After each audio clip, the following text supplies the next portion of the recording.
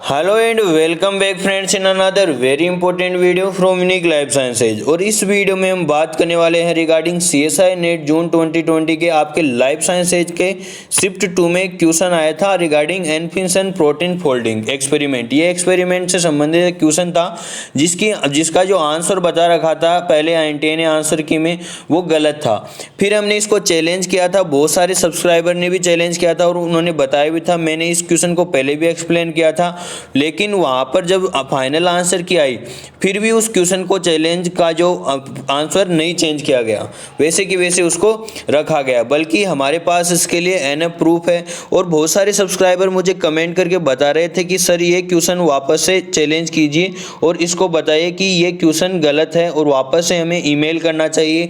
तो बहुत सारे सब्सक्राइबर कह रहे हैं कि वो ईमेल कर रहे हैं, लेकिन मैंने ईमेल करने के बजाय यहाँ पर दूसरा फैसला लिया है। मैंने इसके लिए आरटीआई फाइल की है और मैंने आरटीआई में ये पूछा है कि इस क्वेश्चन का आंसर क्यों चैलेंज नहीं किया है, क्या आपके पास इसके लिए कोई एक्सप्लेनेशन है। और मैंने वो प्रूफ बताया उनको रिसर्च के पेपर के साथ कि ये जो रिसर्च पेपर में लिख रखा है वो क्या गलत है।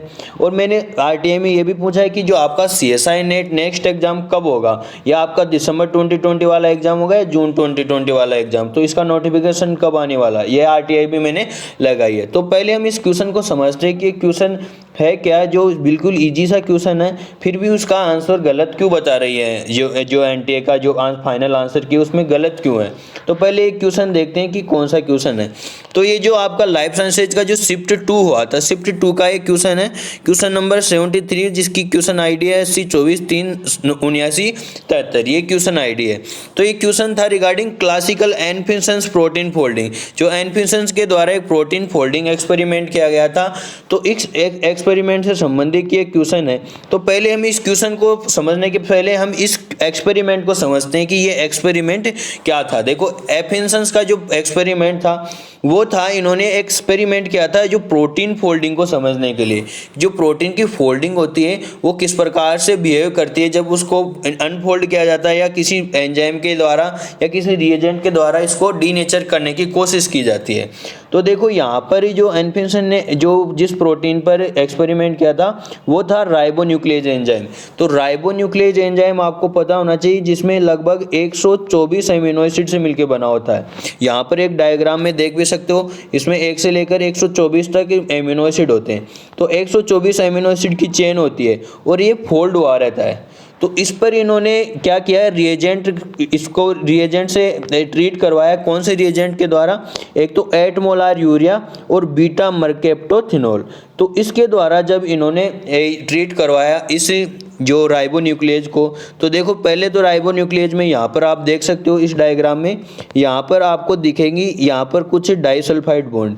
तो इन डाइसल्फाइड बॉन्ड के द्वारा क्या हो रहा है, ये प्रोटीन फोल्डिंग हो रही है। जैसे आप देख सकते हो 26 नंबर और 84 नंबर जो एमिनो एसिड है उनके बीच यहाँ पर क्या बन रही है, आपको पता होना चाहिए। जो डाइसल्फाइड बॉन्ड बनता है वो कौन से एमिनो एसिड के बीच में बनता है, 16 एमिनो एसिड के बीच में।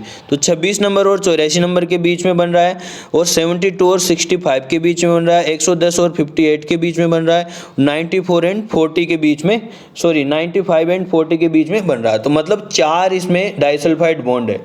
अब जब इसको ये दो रिएजेंट के साथ एक साथ जो ट्रीट करवाया जाता है, जैसे 8 मोलार यूरिया और बीटा मर्केप्टोथिनोल दोनों से ट्रीट करवाया जाता है, तो इसकी जो फोल्डिंग है वो खुल जाती है। जो मतलब जो यहाँ पर डाइसल्फाइड बॉन्ड बने थे वो टूट जाते हैं और ये अनफोल्ड हो जाता है, यानी डीनेचर्ड हो जाता है। अब डीनेचर्ड हो जाएगा तो इसकी जो एंजाइम एक्टिविटी है, राइबोन्यूक्लियेज एंजाइम की एक्टिविटी है वो खत्म हो जाएगी, वो कोई भी एक्टिविटी नहीं कर पाएगा। फिर इन्होंने क्या एक्सपेरिमेंट किया, फिर इन्होंने क्या किया,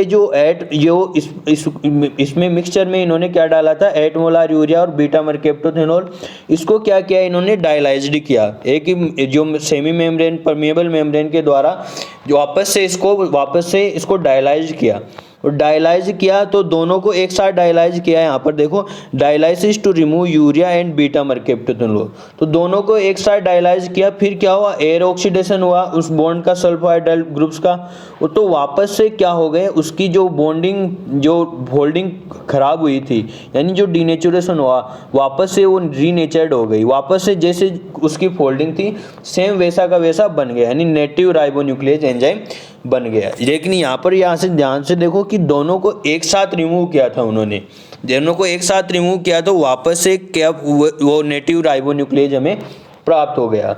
फिर इन्होंने एक और एक्सपेरिमेंट किया। जब इन्होंने आगे देखो, इन्होंने फिर से क्या किया, जब पहले तो एक साथ दोनों को हटाया था, बीटा मर्केप्टोथेनॉल और जो 8 मोलार यूरिया है, दोनों को एक साथ हटाया था।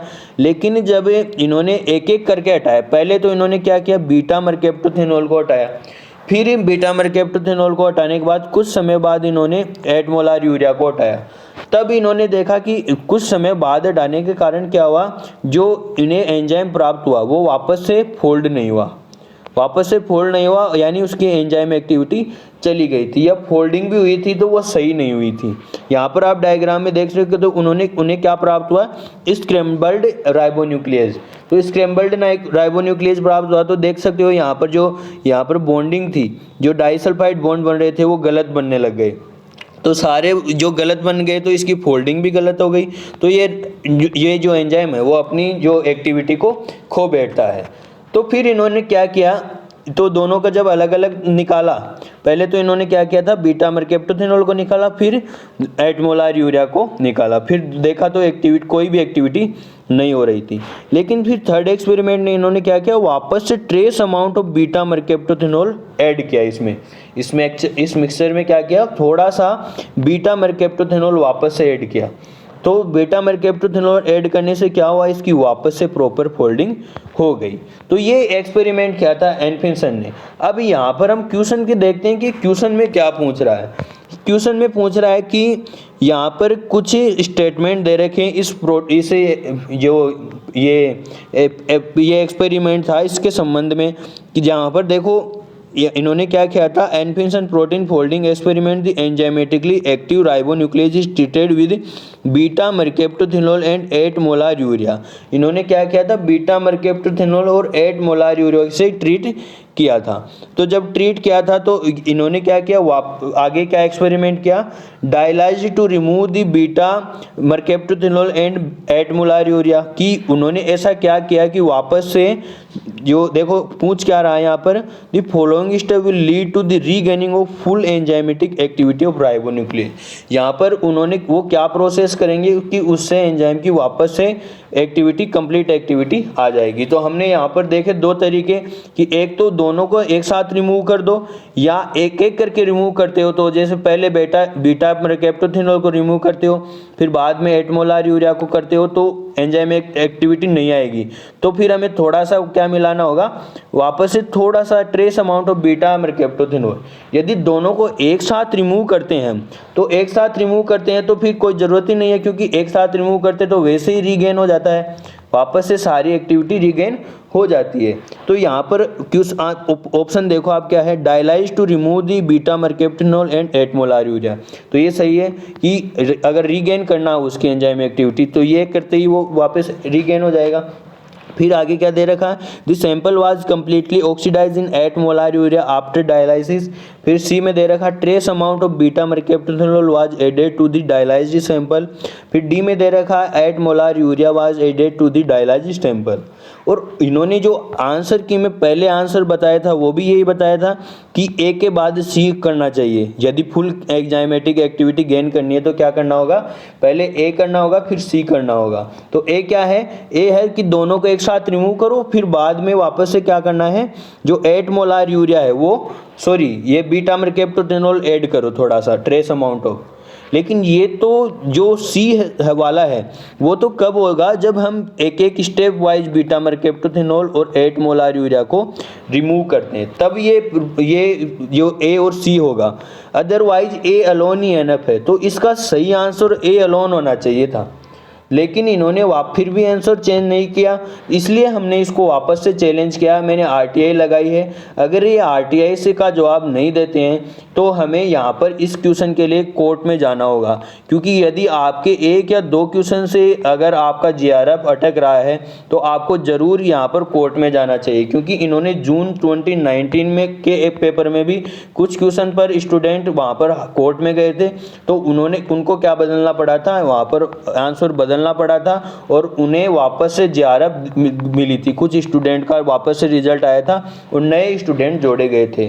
तो यदि आपके कोई ऐसा क्वेश्चन, आपने अगर ये क्वेश्चन अटेम्प्ट किया और आपका 1-2 नंबर से JRF रुक रहा है तो आपको ज़रूर कोर्ट में जाना चाहिए इस क्वेश्चन को लेकर। मैंने यहाँ पर ये रिसर्च पेपर का भी एक जो स्क्रीनशॉट है उनको भेज दिया, इसकी PDF मैंने उनको भेज दिया RTI के थ्रू। ये उन पर इसका देखो क्या देंगे, मैंने ये जो RTI लगाई है वो आप देख सकते हो। इस RTI में मैंने यहाँ पर उनसे पूछा है एक तो आपकी एग्ज़ाम के बारे में कि जो नेक्स्ट एग्ज़ाम होगी उसका नोटिफिकेशन कब रिलीज़ किया जाएगा, और ये जो क्वेश्चन है उसके बारे में पूछा है कि इस क्वेश्चन का जो आंसर क्यों चेंज नहीं किया आपने, क्या आप मुझे एक्सप्लेनेशन बता सकते हो। और मैंने इसका प्रूफ अटैच कर दिया है कि इसका आंसर चेंज होना चाहिए। और मैंने इससे पहले भी एक RTI लगाई थी, मैंने उसमें कुछ क्वेश्चन पूछे थे इनसे कि आपका जो CSI नेट दिसंबर 2020 का जो नोटिफिकेशन कब रिलीज होगा, इसका अभी तक जवाब नहीं आया। फिर मैंने एक और क्वेश्चन पूछा था आपकी फाइनल आंसर की कब आएगी, वो तो आ गई, अब इसका तो जवाब देने की कोई ज़रूरत भी नहीं है। फिर जो आपका रिजल्ट है उसके बारे में क्वेश्चन पूछा था, इसका जवाब भी नहीं आया। तो स्टेटस अभी दिखा रहा है कि ये स्टेटस आपका ये आगे आप जो फॉरवर्ड कर दी गई है, जो मेरी ये RTI रिक्वेस्ट थी CPIO को फॉरवर्ड कर दी गई है। तो थोड़े दिन में इसका जवाब आ जाएगा। तो इसका जवाब जैसे आएगा मैं आपको सबसे पहले वीडियो बनाकर बता दूंगा कि क्या जवाब आया कि इसके संबंध में, और इस क्वेश्चन के संबंध में भी यदि जवाब आता है तो मैं बता दूंगा। अदरवाइज आपने ये क्वेश्चन अटेम्प्ट किया है तो आपको ज़रूर यहाँ पर हाई कोर्ट तक जाना चाहिए अगर आपका JRF 1 या 2 नंबर से रुक रहा है, क्योंकि ये 4 नंबर का सीधा क्वेश्चन है। और अगर ये करके आए हो आप तो आपको ज़रूर जाना चाहिए, क्योंकि सही आंसर इसका A अलोन होना चाहिए। तो आई होप ये वीडियो आपके लिए हेल्पफुल रहा होगा। यदि वीडियो अच्छा लगा तो वीडियो को लाइक कर दीजिए और चैनल को सब्सक्राइब कर लीजिए। तो मिलते हैं इसी प्रकार के नेक्स्ट वीडियो में, तब तक के लिए धन्यवाद। जय हिंद, बाय।